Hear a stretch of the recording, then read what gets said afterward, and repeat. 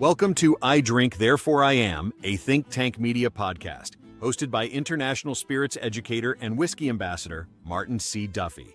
Each episode, Marty sits down with distillers, brand builders, and industry insiders to talk about the craft, the culture, and the business behind the spirits world. Pour yourself something appropriate, and let's get into it. Hello, everybody. I'm Martin Duffy, and this is another episode of I Drink, Therefore I Am. And I'm here today with two men who founded a small town in northwestern Illinois. It was called Galena, the Galena Territories, but now I'm pretty sure it's called Blumville. We have Matt and Mike Blaum from the Blaum Brothers Distillery. Hello, boys. Hello. Hello. And I'm telling you, both of you look like refugees from Rankin Bass Christmas special. Look at that. I can't believe it. Got more of the Santa look going though. You have a Santa. He has Klondike. What's his name? Bumble. The Bumble. No, the guy who falls for the Bumble. Yukon Cornelius. Yukon. That's it. Yukon Cornelius. I knew you would know it. Boys, we are gonna. I wanted you fellas to come on because one, Matt, you used to be president of Illinois Distillers Guild, so you had your finger on the pulse of what's happening. I don't know if you still do, but you would, as far as the perspective of a distillery owner. And you guys also founded and still produce the very fun Galena Whiskey Weekend, which happens the first weekend of every March. Kids, if you haven't been, you should go. Galena one is a really beautiful town. I kind of liked it better when you guys did it. You used to do it in January or February? January. I liked when it was, you guys would be snowed in. Yeah. I mean, one time I thought I was going to die just walking from Mike's Fonzie apartment across. Kind of the hard part, letting everybody come in early because it was so cold out. That played into why we moved it to March, but I think there was another reason too. And let's not pretend you don't take a limo from the Airbnb to the event. The Galena, the crystal limo. Yeah. See-through. Yeah. It's kind of like Wonder Woman's invisible plane. It's a all crystal see-through limo. No, I actually, after that one walk where I almost died in the middle of the park, I almost didn't make it to the bridge. I almost ended up like Warren Beatty and McCabe and Mrs. Miller, just kind of buried in the snow. After that, I did start driving up to the, it's a very cool town hall. That's where it's held. But what I actually wanted to talk to you two about was just the current situation as far as the U.S. goes with whiskey sales, and also just the survival of so many small independent distilleries. I thought I saw a report recently, saying something like 25% of distilleries have. That was within like a year period. Yeah, that's a lot. I mean, there was reportedly 3,000 distilleries. But it's even in beer, right? I mean, didn't Rogue just announce? Yeah, Rogue died. Yeah. Bankrupt now. Yeah. And you see them every day. I saw another couple of postings about a few other distilleries that have either filed for bankruptcy. What do you guys? Yeah, I mean, so we've gotten a few emails randomly from different people we know in the industry in the Midwest that every once in a while get an email, somebody selling some equipment, and that's always a telltale sign. I started noticing this about a year and a half ago, maybe 2 years. You started seeing a lot of folks on LinkedIn, a lot of distillers, all of a sudden looking for jobs. And I thought, that's not good. Because I also found it kind of funny. I know you guys were looking for a head distiller once upon a time, and you'd reach out to some of these guys and say, hey, Blaum Brothers are looking for somebody. Nobody wanted to relocate. And it's like, there's only so many distilleries within a short driving spot. Well, our suburb is pretty far out of downtown Chicago. Yeah, we're the westernmost suburb in Illinois. I wouldn't even call you a suburb, really. I mean, you're 2.5 hours away. You're kind of a suburb in a way. If you're going to be a suburb, anyone would be Rockford. But yeah, I don't know. Does Rockford really? No, Is it big enough we're to our have own town. suburbs? Yeah, sure. And it's We are beautiful. a suburb to no one. I love going to Galena. It's always a fun experience. But now, what do you chalk it all up to, boys? I mean, is it a combination of a number of things? COVID, non-alcoholic spirits, a downturn in just people drinking? I think it's a combination of so many things. I mean, post-COVID, everyone was doing fantastic. You know, a lot of people wanted to go out and drink and do tours and whatever. Obviously, that tapered off, but I think we're seeing across the industry, it's kind of a combination of a younger demographic is not imbibing as much. And I do think there's definite competition from the marijuana lobby. And yeah, it's obviously with that many distilleries closing in such a short time, it's pretty profound. Yeah, they're the younger population now just would rather go out and eat an edible or, smoke weed or something like that instead of having a hangover the next day. The same ring to it. You ask, you say, go to a girl, hey, would you like to meet up for a drink? Or now you go, can I meet up? Can I meet up for a gummy bear? I think we're also seeing too, in that sense, people less willing to spend money on maybe a more premium bottle. And when you're talking premium versus not premium, those are just words, but obviously craft distilleries don't have the same economies of scale as a big distillery. So people are turning more toward, I think, budget-minded bottles, and it's hard to compete at that level. We can't sell a bottle for the same prices, But now, what about, and I started hearing this at ADI, the American Distilling Institute, a conference back in August. A lot of distilleries finally were coming around to the idea, hey, you know what? We'll make our place a destination place instead of trying to fight it out in the marketplace. We'll build event spaces. We'll have more events at the distillery, and we'll try to draw folks in. And now you guys have kind of a double thing there in Galena. I halfway joke that you've taken over the town of Galena. Your pub has to be, every time I've been there, it's the hottest place in town. That's where everybody has to be. It's been doing pretty well. The distillery will be 12 years old in like a week or two or something like that, right? Yeah, a couple weeks. And then the pub we opened just under 2 years ago, and it's been kind of a climb until we had the kitchen open and things like that. But it's we wanted to do something different. I'm not saying just a lot of the businesses and bars and restaurants on Main Street have been there for a long time, and we just wanted to do something a little different. And we saw the trend coming. Focusing more on our backyard and focusing on tourism to replace, a lot of the slump in distribution. Yeah, well, and I think it was a smart idea. One, Galena is a big tourist town.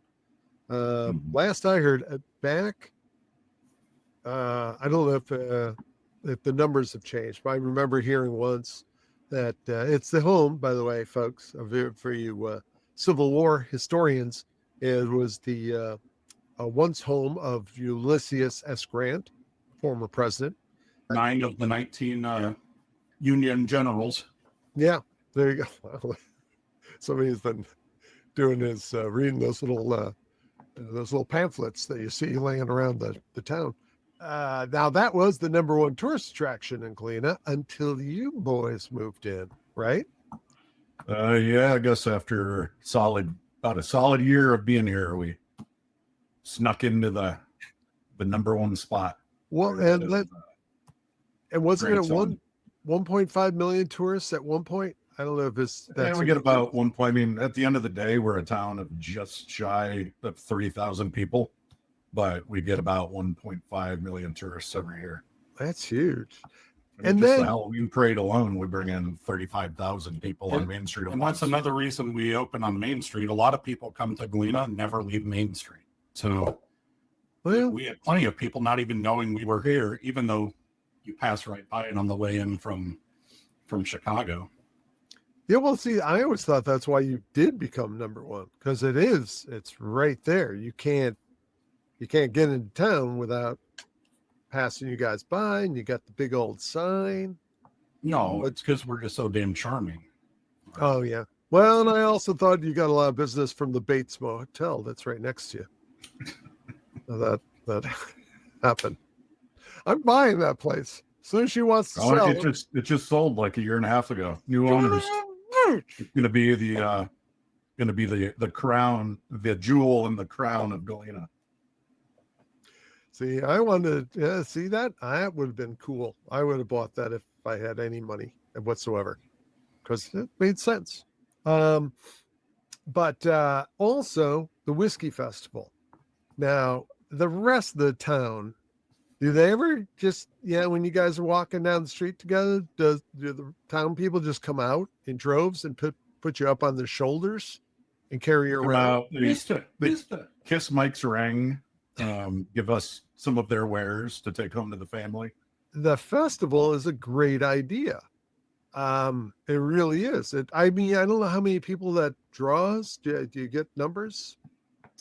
Yeah, we have the 2 sessions. There's one at 1:00. It's on March 7th this year.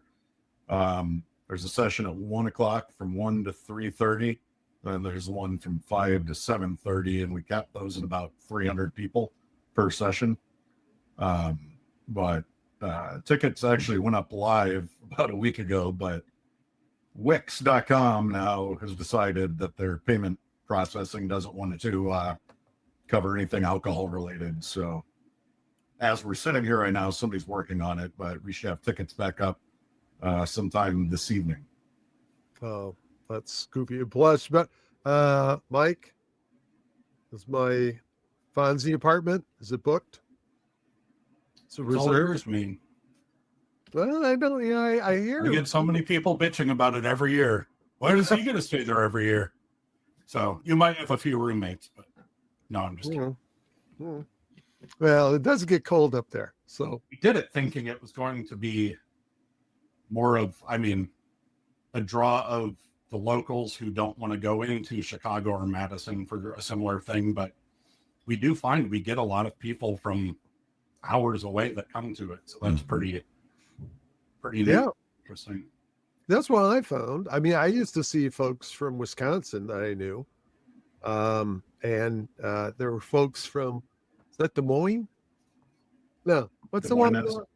Is that Des Moines? Is that the big city in Iowa City that's over the state line from you guys? Dubuque. Dubuque is what I'm thinking. Yeah, Des Moines, Dubuque. But I think something like that is, you guys do something like that. The Journeyman in Three Oaks does their barrel-aged beer festival that draws in folks from all over. I think it's just a good idea for these. If things are slow in the marketplace, to draw in folks, because I went out to the Ohio Distillers Whiskey Festival in Columbus, just packed. And that was held not in Columbus. It was outside of Columbus, about 12 miles or so. And just jammed. So I think that is a big solution for a lot of these small guys who, by the way, I thought a lot of distilleries were dropping mainly because they didn't know how to market. Right. Either their distillery or their whiskey. And I think it is going to be survival of the fittest when it comes to marketing. Sure. Even Rogue, when they were distilling years and years ago, I used to buy their swag online. I used to think they had the coolest swag. But then you just stopped hearing about them. Yeah. You think, okay, hello. How's the state of things in Illinois as far as, do you guys still keep in touch with a lot of the other kind of keep tabs on everything. We're still, part of the Illinois Craft Distillers Association, and excuse me, things are constantly changing. Man, we had a bill go through recently, so there are some changes that are coming next year that will allow us to, a bunch of things will change. We'll be able to self-distribute up to 5,000 gallons, which is nice in the town we're in. If somebody needs product, we can finally drive up the street and give it to them. Also, we'll be able to have beer and wine at the distillery. Up until this, we've never been able to have beer or wine or any other spirits we don't produce at the distillery. But in Illinois' infinite wisdom, when we were able to open up the distillery pub, which is an extension of this, then we're allowed to have beer and wine and anything we know there. So now this is kind of catching up, I guess. No, some states have gone to. I thought it was interesting. I thought it was a great idea, in fact, that I forget if is it Minnesota or was it Washington State? One of the places. They could carry spirits that they didn't produce, but that were produced in that state by other distilleries. So, like if you needed a vermouth, a winery that was making vermouth, hey, you can use theirs, which I thought was great. Little cross-pollination. Mm-hmm. Yeah. I mean, what about that for Illinois? I don't know. I mean, now it's all changing, so we can use whatever. So, but we still, like at the pub, you've seen how many tap handles we have down there for beer, and pretty much, with the exception of, I think, 2 tap handles out of 15 tap handles, everything's local. Very cool. So now what is, other than, I guess you're preparing for the show, which is really just not even, it's 3 months away. Mm-hmm. Other than that, do you still have an anniversary party? You had one for your first or second that I came up for. I remember we would have an anniversary party almost every year, but it just happened that every year it would just be the worst storm possible. I know. So I don't know. I think now we're probably going to do more of those, I was going to say like every 5 years, those milestones, but I don't know, a lot of craft distilleries in Illinois have probably said the same thing, but the state of things now, be pretty happy to get from 1 year to the next. Well, I saw that the Guild has brought back the Distillinois event. Mm-hmm. And my friend Martin Duffy did that the first year. The initial one, yes, and then it disappeared for a couple of years. Do you still have any of those shirts? They're collectibles, I don't. They probably are. Oh man, I could print some that look super vintage. Here's something for you guys, especially you'll sell a lot of t-shirts, because at least I'll buy one. Turkey Testicle Festival. If you've not seen these, go online. I can't find an actual festival that's actually happening, but you'll find old shirts and sweatshirts, and none of them fit me, so I can't buy them. But yeah, have one of those. There's a promo idea. Blaum Brothers whiskey, turkey testicles, a natural combination. Blaum Brothers whiskey and calf nuts. That is one of the main tasting notes people typically get from our bourbon. Mm-hmm. It makes sense they go hand in hand.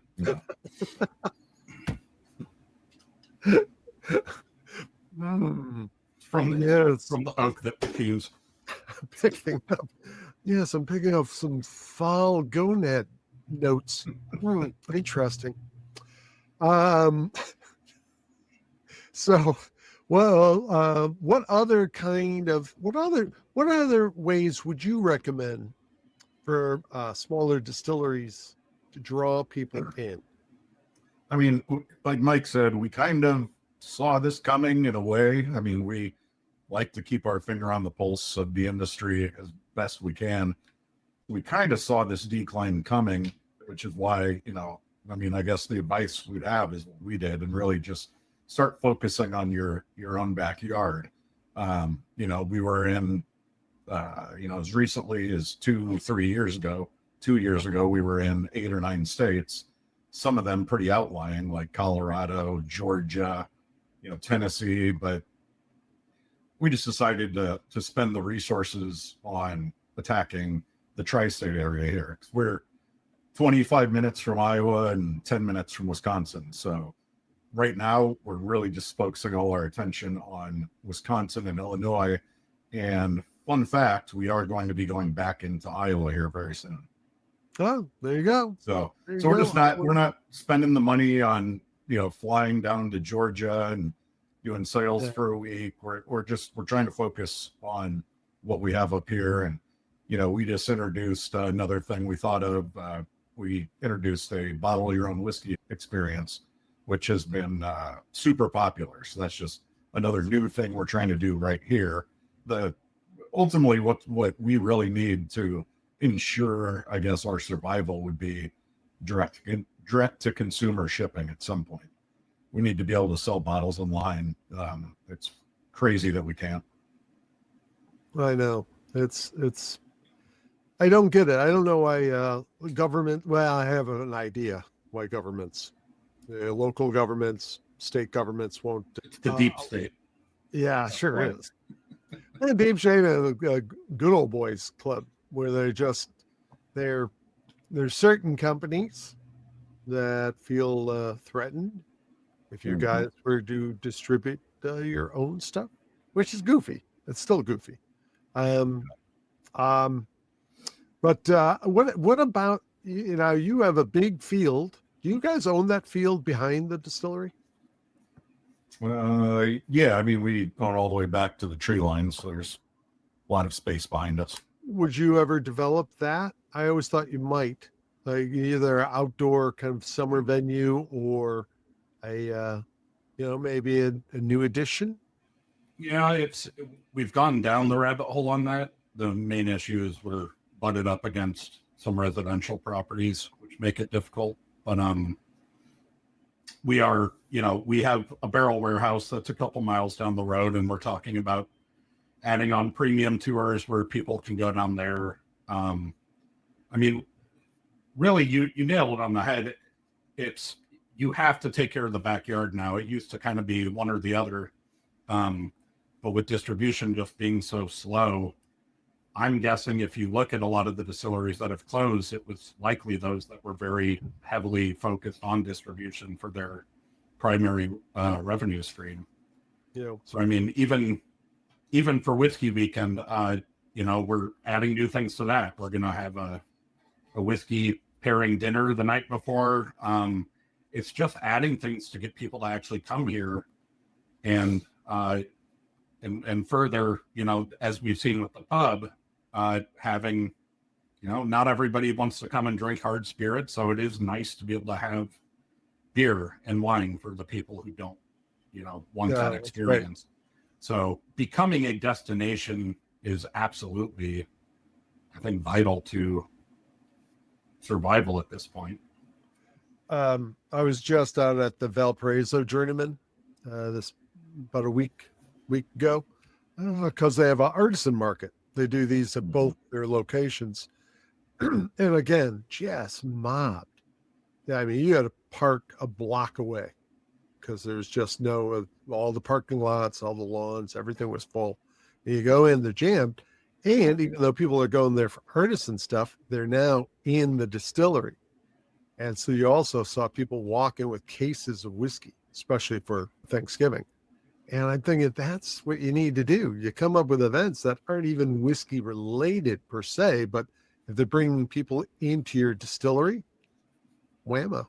I mean, even weddings, people go to some of these distilleries and do weddings, and obviously, the groomsmen are going to want to take a couple of bottles back with them. So it's in sales.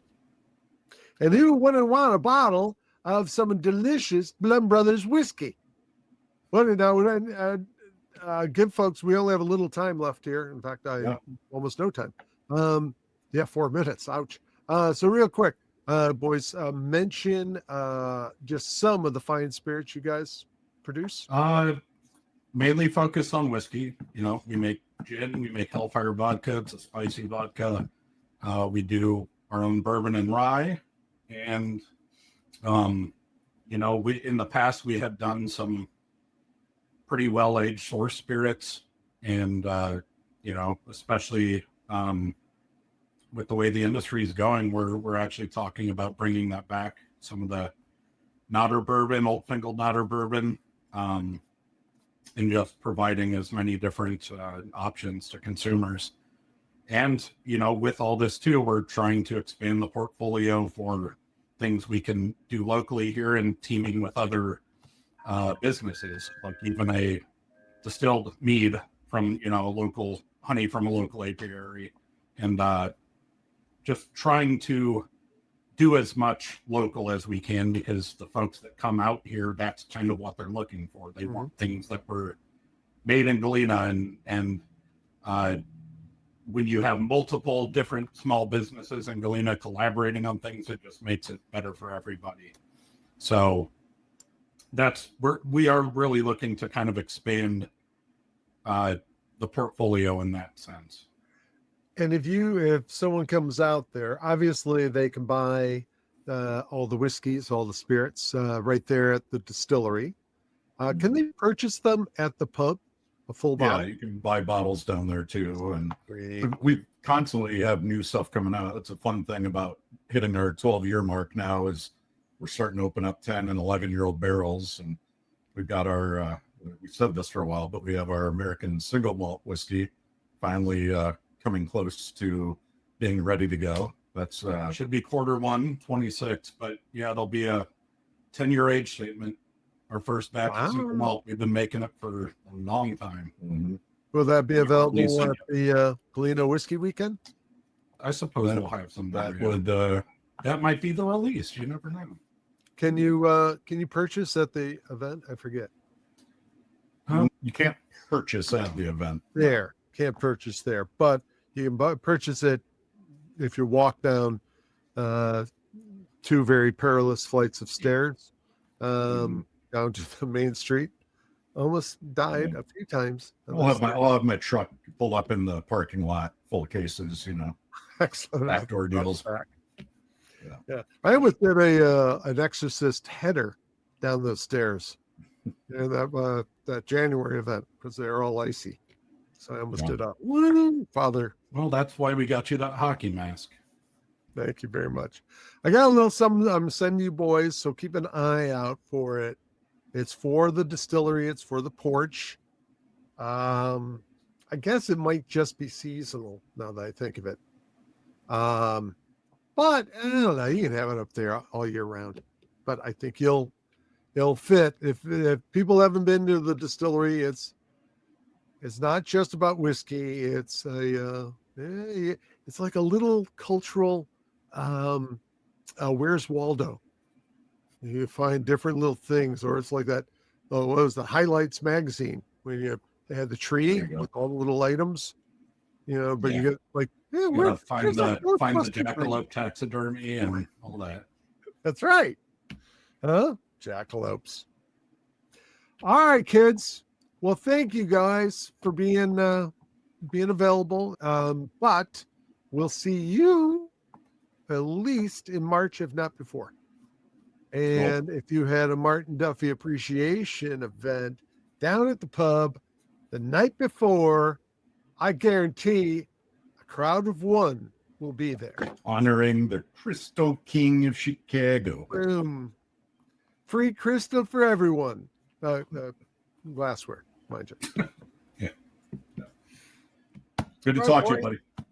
Thank you, guys. See ya. Thanks for spending time with us on I Drink, Therefore I Am. You can watch every episode of the podcast inside Hospitality Nexus, a global human-first platform bringing the hospitality ecosystem together in one place. Inside the Nexus, it's a career fair that never closes, connecting industry leaders, educators, students, employers, and partners through real presence. Create your free account and explore the community at hospitalitynexus.org. And until next time, sip thoughtfully, drink responsibly, Slanche.